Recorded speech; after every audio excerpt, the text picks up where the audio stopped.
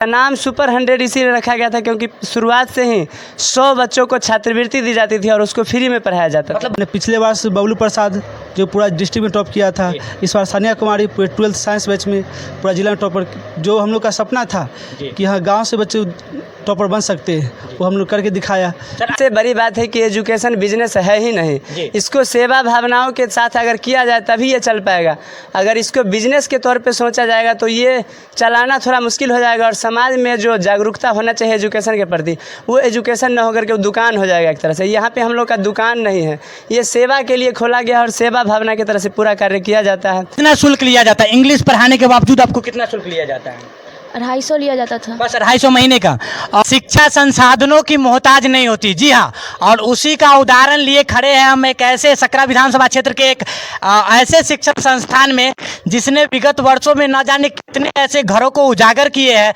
तो किस प्रकार से उन्होंने इतने सारे बच्चों को संजो करके रखा है, किस प्रकार से उनकी पढ़ाइयाँ हैं, किस प्रकार से बगैर बहुत ज़्यादा संसाधनों के वो बच्चों को इतनी अच्छी शिक्षा दे रहे हैं, जिसके कारण इतनी सारे विद्यार्थी यहाँ एकजुट होकर के पढ़ाइयाँ करते हैं। इन सारी बातों की जानकारी यहाँ के जो संचालन करता है, जो इसके व्यवस्थापक है, उन्हीं से करेंगे। तो सबसे पहले तो सर हमारी जो एक गरीबों की मुहिम है, गरीबों की आवाज़ है बिहार की धार, उसमें आपका बहुत बहुत स्वागत है। थैंक यू, धन्यवाद। सबसे पहला सर प्रश्न रहेगा कि लगभग कितने वर्षों से आप इस कोचिंग संस्थान का संचालन कर रहे हैं? इस कोचिंग का जो स्थापना हुआ था 2016 में हुआ था। तो लगभग 6 साल हो गए, इसके 6 साल 7 साल हो गए। सर जानकारी के मुताबिक आपका पता चला है कि आप प्रख्यात टीचर जो आनंद सर है पटना के, उनके सुपर 30 बैच के स्टूडेंट भी रह चुके हैं। 14 बैच के थे। तो उसके बाद आप यहाँ शिफ्ट हो गए। ठीक है, उनके जैसा ही हम भी कुछ गाँव में करना चाहते थे। जैसे वो सुपर 30 में गरीब बच्चों का एग्ज़ाम ले करके उनका जो भी होता है देते हैं, वैसा हम भी गाँव में करना चाहते थे, जो कर रहे हैं अभी। मतलब पहले से ही ये मन बना लिया था कि जा कर के बच्चों को शिक्षा ही देनी है, फिर किसी दूसरे फील्ड में घुसना है? नहीं, मेन हम लोग का उद्देश्य यही था कि गांव से भी कुछ बच्चा, जैसे अब अभी तक जो भी होता था कि शहर से ही बच्चे इंजीनियर डॉक्टर बनते थे, तो हम लोग का मेन उद्देश्य था कि हम लोग के गांव से भी बच्चे पढ़ के इंजीनियर डॉक्टर बने, यही था उद्देश्य। तो सर सुपर 30 से लेकर के सुपर 100 तक का ये जो आपका सफ़र था, अनुभव था, वो किस प्रकार था? अनुभव ठीक ही मतलब जैसे सुपर 30 में आप पढ़े, सुपर 100 को आपने जन्म दिया, तो क्या मतलब क्या प्रेरणा रही, क्या अनुभव रहा जैसे 100 बच्चों को? प्रेरणा यही कि हम भी चाहते थे कि हाँ गांव में जैसा शहर से बच्चे रिजल्ट देते हैं, वैसा हम भी चाहते थे कि हाँ ऐसा कुछ गांव में माहौल बने कि हाँ गांव से बच्चे टॉपर बने, और वो हम टॉपर बनाने सफल भी रहे हैं, है ना। पिछले बार से बबलू प्रसाद जो पूरा डिस्ट्रिक्ट में टॉप किया था, इस बार सानिया कुमारी 12th साइंस बैच में पूरा जिला में टॉपर, जो हम लोग का सपना था कि हाँ गाँव से बच्चे टॉपर बन सकते हैं, वो हम लोग करके दिखाया। सर अभी लगभग कितने बच्चे हैं यहाँ टोटली सभी वर्गों को मिलाकर? सभी वर्गों को मिलाकर के 250 के समथिंग होंगे। 250 बच्चे। सर 250 बच्चे गांव प्रदेश के आसपास के इलाकों में छोटी छोटी जो विद्यालय होती है, निजी विद्यालय, उसमें भी नहीं होते, जबकि आप विद्यालय ने एक छोटे से कोचिंग संस्थान का संचालन करने, उसके बावजूद 250-300 बच्चे को, तो कौन सी ऐसी बातें, अनुभव, प्रेरणा लोगों को बहुत ज़्यादा इतना प्रभावित कर रहा है?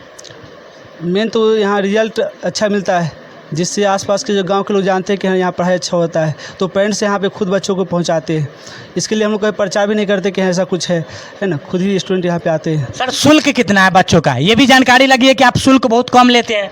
हाँ, शुल्क जो है नॉर्मल फी है, ज़्यादा है नहीं। जैसे 8 क्लास का 200 है, और जो 9th है उनका 250 है, 10th का 300 है, बाकी आगे का थोड़ा बढ़ते जाता है। सर प्रदेश में बहुत सारे ऐसे विद्यालय हैं, कोचिंग संस्थान हैं, जो संसाधनों के तरफ ध्यान केंद्रित करके अभिभावकों से पैसा ऐंठते हैं, लेकिन आपके जैसा जिस परिवेश में बच्चे अभी पल बढ़ रहे हैं या फिर पढ़ाइयाँ कर रहे हैं, उसमें हमको ज़्यादा संसाधन नहीं देखने को मिल रहा है। अभी बच्चों को गर्मी भी लग रही है, फिर भी 250-300 बच्चे यहाँ पर पढ़ रहे हैं। जी, ऐसा इस प्रकार से उनको मोटिवेट किया जाता है कि सब पे ध्यान नहीं दिया जाता है कि यहाँ पंखा लगा हुआ है, फैन लगा हुआ है, गर्मी है, ठंडा, ऐसा कुछ नहीं है। जब तक क्लास में रहते हैं उन लोग का सिर्फ एक ही ध्यान रहता है, पढ़ाई पे रहता है। सर हम बाहर अभी बोर्ड देखे, लगभग उस पर 25-30 बच्चों का बैनर पे फोटो लगा हुआ था, सभी का मार्क्स 450, 475, 480 इसके करीबन था। तो लगभग कितने विगत वर्षों में वो रिजल्ट्स आए हैं? वो जो बोर्ड पे फ्लैक्स पे रिजल्ट देखे वो सिर्फ 2023 का है, 2028 का ही टोटल है ना। और उससे पहले 2022 में भी यहाँ पे 2021 में रिजल्ट आया है। तो अनु से इसका बताएं कितना रिजल्ट अभी तक आया है। चलिए ठीक है सर। एक समय में आप जानकारी लगी है कि 2017 बैच के आप टॉपर रहे यहाँ के, तो कैसा अनुभव रहा? एक तो यहाँ के शिक्षु के रूप में और अभी आप एक शिक्षक के रूप में बच्चों को प्रभावित कर रहे हैं, तो कैसा अनुभव है आपका यहाँ? बहुत अच्छा अनुभव है। कह सकते हैं कि एक भारतीय सुपर 100 जो टॉपर्स एकेडमी है, ये बच्चों को जोड़ने का, यहाँ पे जो भी बच्चे आते हैं जुड़ ही जाते हैं। जैसे अभी आप आए हैं, आप भी आने वाला समय में जब रिजल्ट आएगा आप भी जुड़ेंगे, अगला 24 के रिजल्ट में फिर आप आएंगे। उस तरह से जो भी बच्चे आते हैं, स्वभाव कहिए, रिजल्ट कहिए, यहाँ का विशेषताओं कहिए, जुड़ते ही जा रहे हैं और आने वाला समय में और जुड़ते ही जाएंगे। इसका नाम सुपर 100 इसीलिए रखा गया था क्योंकि शुरुआत से ही 100 बच्चों को छात्रवृत्ति दी जाती थी और उसको फ्री में पढ़ाया जाता था। मतलब बच्चों को स्कॉलरशिप भी जाती, किस माध्यम से सर? परीक्षा लेकर के लगभग पूरे सकरा विधानसभा क्षेत्र में 28 विद्यालयों में जा करके हम लोगों ने परीक्षा लिया करता था और उसमें जो लोग अच्छे आते थे उन लोगों को दिया जाता था। बीच में कुछ कारणों से नहीं हो पा रहा था, वो मुहिम रुक गया था, लेकिन फिर से वो मुहिम चलेगी आगे तक और फिर से वो छात्रवृत्ति वाला जो है प्रतियोगिता वो चलते रहेगी। और रिज़ल्ट कहा जाए तो रिज़ल्ट के लिए सबसे ज़्यादा बड़ी भूमिका है हम लोगों के यहाँ विद्यार्थियों का, जो इतने मुश्किल में भी और क्या कह सकते हैं संसाधनों के कमी में भी तपते हैं और तप करके रिजल्ट दे रहे हैं। सर आप एक समय में, हम अभी बताएं कि आप यहाँ के छात्र थे, उसके बाद ने आपने यहाँ टीचिंग का स्कोप ढूंढ लिया, तो आपने जो गुरु मंत्र आपको मिला उसके माध्यम से यहाँ पर टीचिंग करने लगे या फिर इसके पीछे कोई और रीजन है? आपको प्रभावित हो गए शिक्षा से कि लोगों को शिक्षा ही देना है, दूसरे फील्ड में नहीं जाना है? नहीं, शुरू से ही मन था। जब यहाँ पढ़ते थे उस समय भी पढ़ाते थे, शुरू से ही इंटरेस्ट था कि थोड़ा बच्चों के बीच में रहे और घुले मिले रहे। इस तरह से शुरू से अंत तक, अगर सुबह से शाम तक भी पढ़ाने के लिए कहा जाए तो भी बीच में कभी थकते नहीं, कभी मुंह नहीं दुखता है।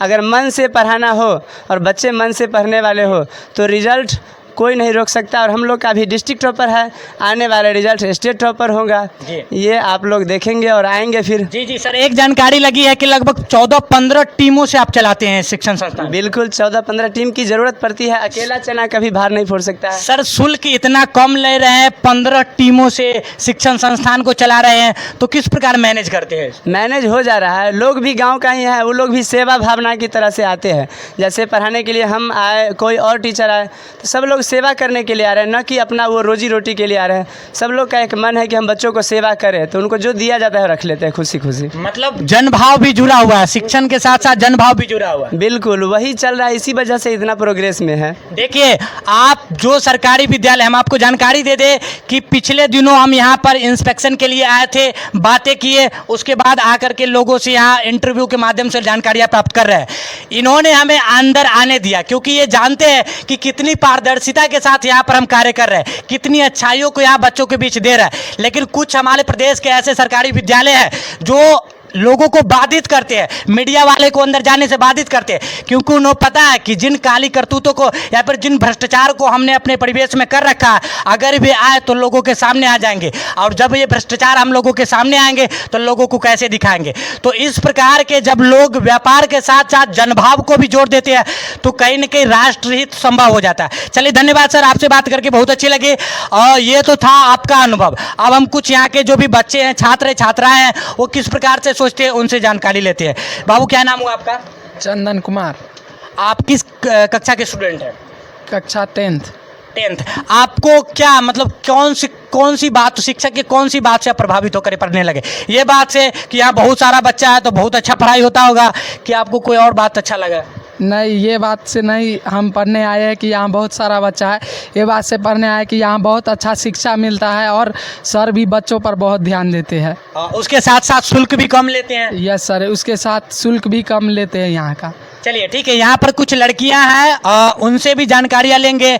क्या नाम हुआ बाबू आपका? आकृति प्रिया। आपको सर की कौन सी बातें प्रभावित की सबसे ज़्यादा यहाँ आने हमको के? सर की ये बातें बहुत ज़्यादा अच्छी लगी। जब हम पढ़ने आए थे तो सभी जगह शुल्क की मात्रा बहुत ज़्यादा थी और यहाँ पर हर एक बच्चे पर, प्रत्येक बच्चे पर बहुत अच्छे तरीके से यानी कि उसको देखभाल करके पढ़ाया जाता है। यानी कि कोई क्वेश्चन भी नहीं समझ में आए तो हर एक बच्चे को 10 बार हो 15 बार हो उस तरह से करके समझाया जाता है। चलिए आपसे प्रश्न रहेगा बाबू, आप ही के गांव मोहल्ले में बहुत सारे ऐसे अभिभावक होंगे जो लड़कियों को शिक्षा की ओर बढ़ावा नहीं देना चाहते नहीं कि बच्चियां पढ़े, कल को पढ़ करके क्या करेगी, चूल्हा चौकी में सिमट कर रह जाएंगे। आप लोग पढ़ रहे हैं तो उन अभिभावकों के लिए क्या प्रेरणा बनेंगे? हम यहाँ से पढ़ कर जाएंगे, सभी को जागरूक करेंगे कि आप भी पढ़िए, ये सब कर। हाँ, अभिभावक है ना बहुत सारे आपके टोले मोहल्ले के होंगे, बच्चियों को नहीं पढ़ाते होंगे कि लड़की है, लड़की पढ़ करके क्या करेगी। आपकी मम्मी पढ़ा रही है आपको, तो उनको तो आप कुछ बताएंगे ना कि हाँ बच्चे को पढ़ाना चाहिए। यस सर, सभी लड़कियों को पढ़ने का अधिकार है, सभी को पढ़ना चाहिए। मतलब उनको आप अच्छा, आपको सर की कौन कौन सी बातें प्रभावित की यहाँ पर? सर बहुत अच्छा से पढ़ाते हैं, जो समझ में नहीं आया तो दोबारा समझाते हैं, सभी पर एक बराबर ध्यान देते हैं। चलिए ठीक, बैठ जाइए। सर से अभी हम एक और प्रश्न पूछेंगे।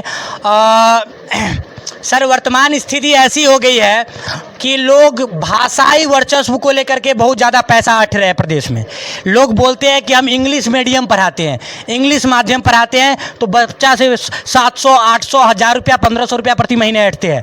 आप क्या कर रहे हैं? बच्चों को इंग्लिश मीडियम दे रहे हैं या फिर उससे?